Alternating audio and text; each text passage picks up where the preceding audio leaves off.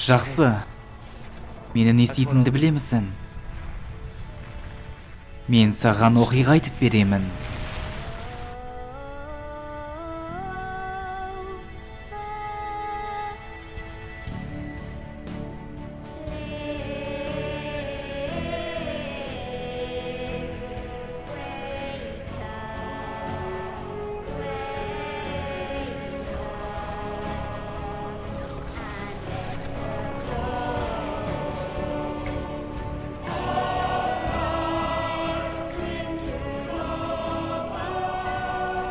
Оларды естимісің?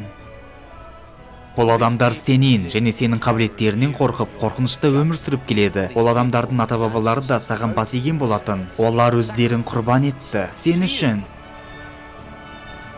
Сен олардың қалай әндетіп жатқандығын естимісің?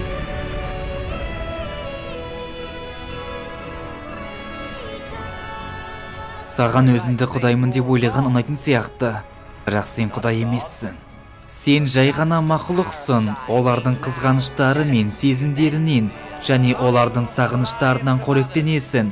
Сен олармен қоректенесің. Сен олардың бақытты сәттерімен, қайғылы сәттерімен, өмірлерімен, сезімдерімен, өлімдерімен қоректенесің.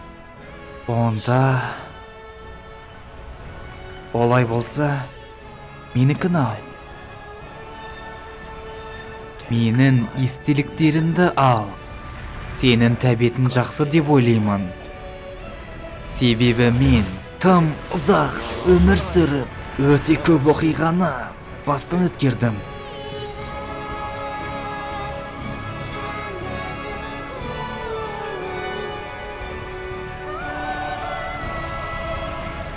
Мен өз қалқымды тастап, ұлы уақыт соғысынан қашып кеткенмін.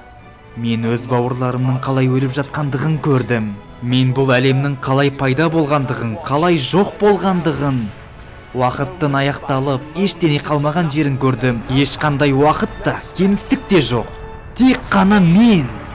Мен бұл әлемді аралап жүріп, физиканың заңдарын, исуастардың ойлап тапқан кезін өз көзіммен көрдім.